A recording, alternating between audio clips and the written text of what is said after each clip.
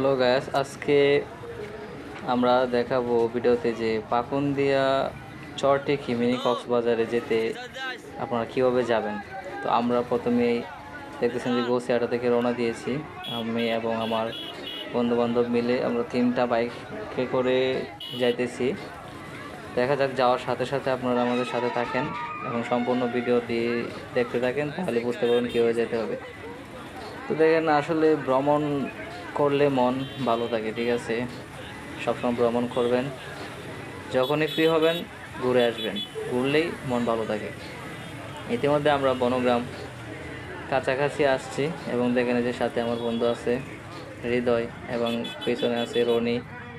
সবাইকে সাথে নিয়েই আমরা রওনা দিলাম এবং আমরা দেখতে দেখতে কিন্তু ফুলের ঘাট চলে আসছি। দেখছেন এই যে ফুলের ঘাটে এসে একটু রেস্ট করলাম, চাটা খাইলাম, বললাম যে চা খেয়ে আবার রওনা দেব। তার জন্য আবার বের হলাম এবং বের হয়ে অবশেষে পাকুন্দিয়া উপজেলাতে ঢুকে পড়লাম। এবং পাকুন্দিয়া থেকে চরটিকি বেশি দূরে না, আমাদের সাথেই থাকেন, দেখতে থাকেন, আমরা খুব তাড়াতাড়ি চলে যাব। দেখেন যে এখানে রাস্তাটা একটু সমস্যা, কারণ নতুন ব্রিজ এবং কালভার্ট হচ্ছে, তো তার জন্য একটু রাস্তার সমস্যা। আপনারা আস্তে আস্তে যাবেন, ধীরে ধীরে যাবেন, এতে কোনো প্রবলেম হবে না আশা করি। এই গ্রামের রাস্তা তাই একটু কাঁচা। তখন আমরা যখন গিয়েছিলাম তখন একদিন আগে বৃষ্টি হচ্ছিল, বৃষ্টি হওয়ার কারণে রাস্তাটা একটু কাঁচা। তাতে কোনো সমস্যা নেই, বাইক নিয়ে গেলে আপনারা একটু সাবধানে চালাবেন, তাহলেই হবে। তো আমরা অলরেডি কিন্তু চরটিকির কাছাকাছি অবস্থান করতেছি, বেশি দূরে না। দেখেন এখানকার পরিবেশটা আসলেই খুব সুন্দর, মনমুগ্ধকর পরিবেশ, শাকসবজি করে এখানকার মানুষজন। তার জন্য চারদিকের ওয়েদারটা আসলে আমার কাছে অনেক ভালো লেগেছে।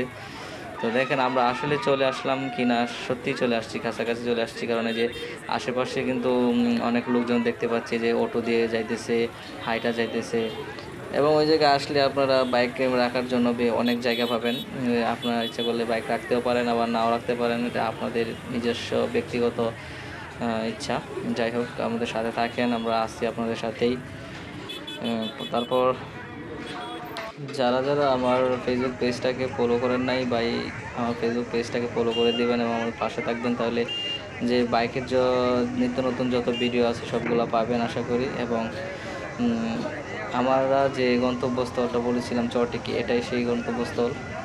এখানে চরটিকি মিনি কক্সবাজার বলেও এটারে অভিহিত করা হয়েছে, দেখতে থাকেন। এবং অনেক সুন্দর একটা জায়গা, আপনারা আসেন, উপভোগ করেন, এবং যদি ভালো লাগে তাহলে আমার ভিডিওটাকে লাইক, শেয়ার এবং কমেন্ট করে সবাইকে জানিয়ে দেওয়ার চেষ্টা করবেন।